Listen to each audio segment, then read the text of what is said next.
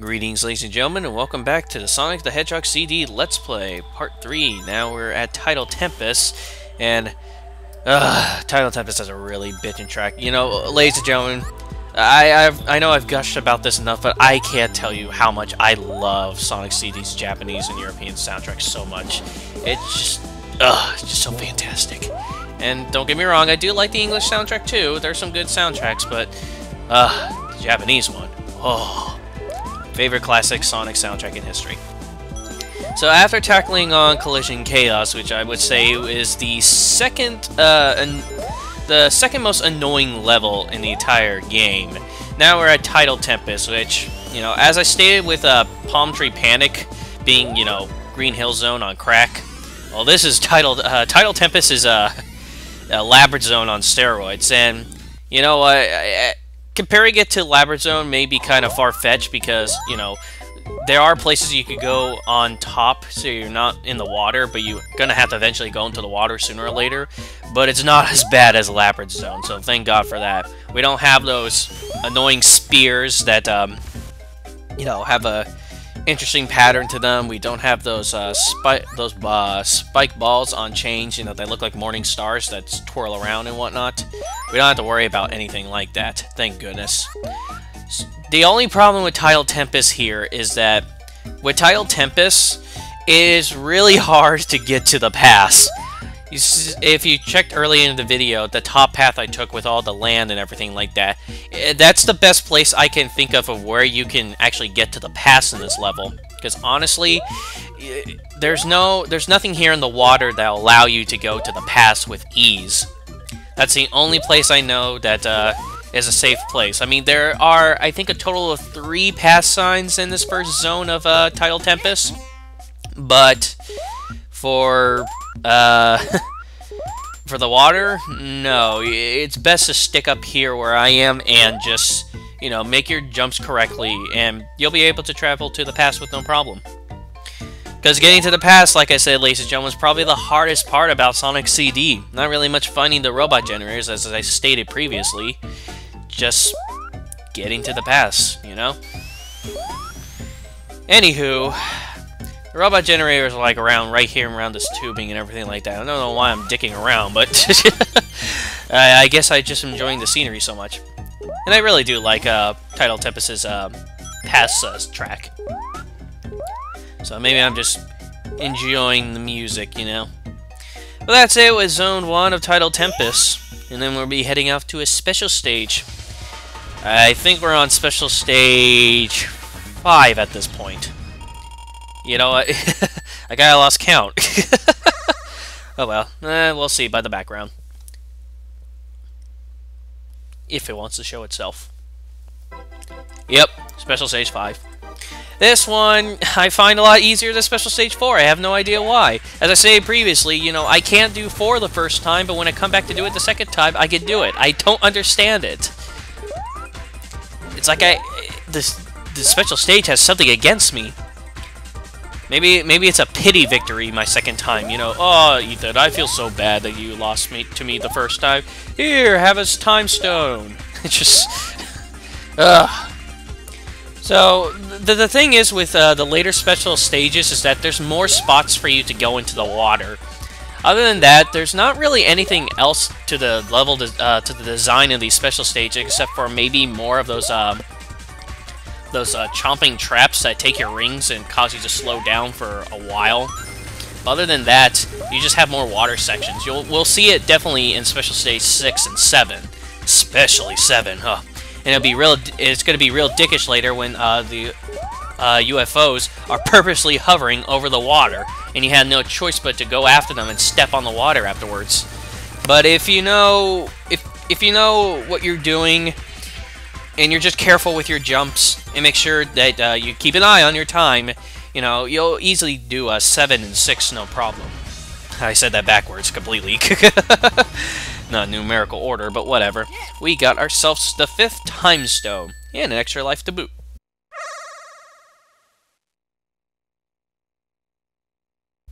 So now we're heading off to Tidal Tempest Zone 2.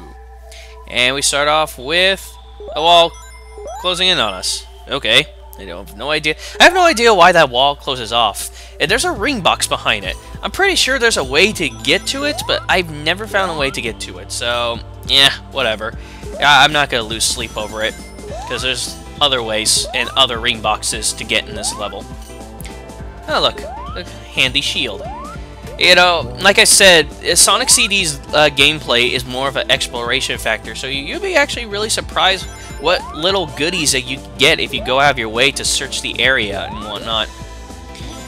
I mean, we all know Sonic for his, you know, his trademark speed and platforming. You know, his speed platforming. Go figure.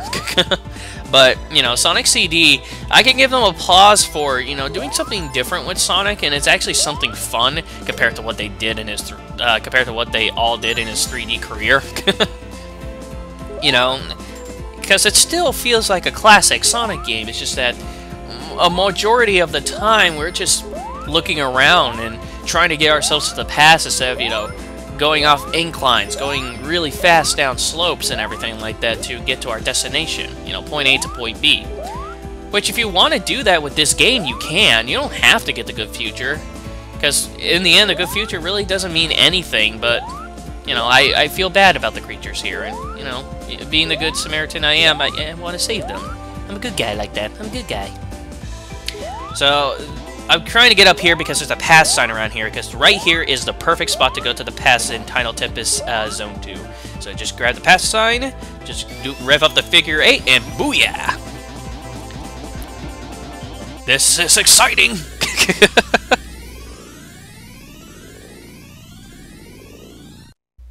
I will admit, seeing that animation of him going to the past does get rather annoying after a while, but unfortunately you can't skip it, but it doesn't matter. And the robot generator is actually to the top path here in the far right. I'm actually going to be going to the water because there's a certain pathway that you could take up back to the top. And then to the right of it will be the robot generator. And there it goes with that Metal Sonic generator. Like I said, you don't need to grab the Metal Sonic projectiles, or not projectiles, the projectors, I should say. Because in the end, you know, you're doing it to save the animals, which is cool and all that, but it doesn't mean a damn thing in the end. Or, I should say, it doesn't mean anything with the ending.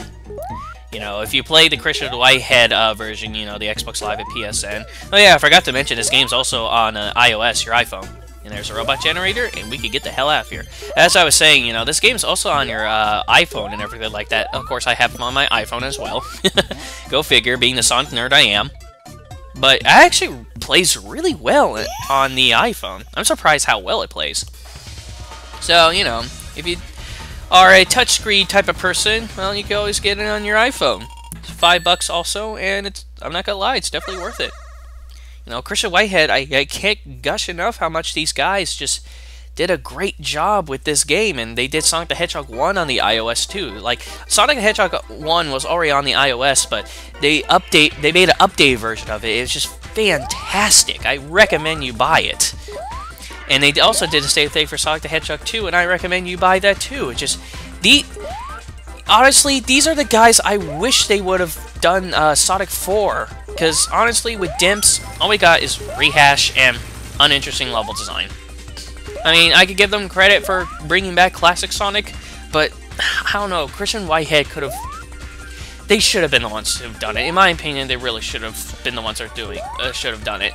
Are they going to do it? Probably not, but, honestly, I really wish they were the ones who would have done it. So, anywho, whoa! Sweet rave party in the background. Yes, welcome to Special Stage 6. It has the most interesting background out of all of them. Well, compared to this other special stage that you could get in the original Sega CD.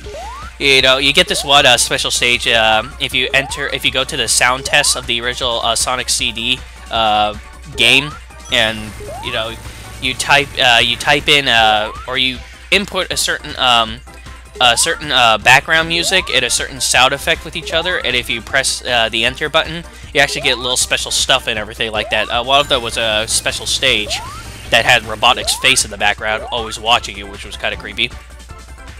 But without you knowing that, this comes to be, yeah, the craziest background in the special stage history. Because seriously, look at this. Are you high yet, ladies and gentlemen? Do your fingertips wiggle around a lot? Is your teeth chattering? I have no idea where I'm going with this, ladies and gentlemen. But it doesn't matter. We got ourselves this 6th time stone. That gap in the middle of 3 and 5 is really jarring. But don't worry. 4th time stone, you'll be mine sooner or later. Alright, so now because if we got all the robot generators, Tidal Tempest has itself a good future. Now all we need to do is just find Dr. Rofatfuck and put an end to his misery, at least at this zone. So for this one, we're pretty much just chasing him down right now, at least at this point. So, you know, this stage is kind of like a labyrinth, so there you go, another...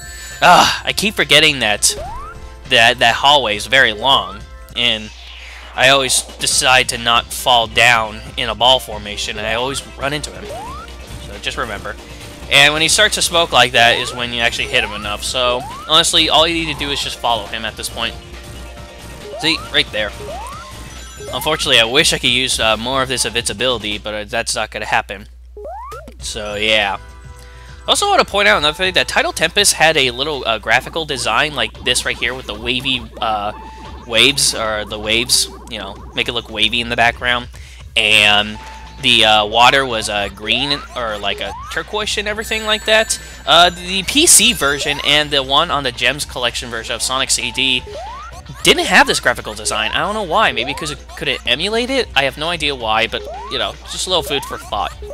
So, the third boss of Tidal Tempest, Dr. Robotnik, honestly, we have to grab all those bubbles around him in order for us to even get a chance to hit him, because we only need to hit him once and he's done for.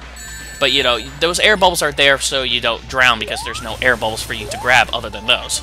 And with that, he's defeated. Like I said, you know, easy bosses, but I like the idea that they're going a different route with the bosses, you know? Not how many times you hit him, but how you hit him. And, you know, that's why I'm really loving Sonic CD. And I'm loving Sonic CD more now since Christian Whitehead, you know, did his version of it and everything like that. But anywho, folks, that takes care of Tidal Tempest, and the next time we meet, we'll be heading out to Quartz Quadrant, the mining level of Sonic CD, where I'm guessing he's getting all his minerals and rocks and whatnot. Maybe some fossil fuels. Yeah, I don't know. Do fossil fuels exist in Sonic's world? I'm thinking into this too much. But anywho, folks, next time I'll see you for part 4. See you later.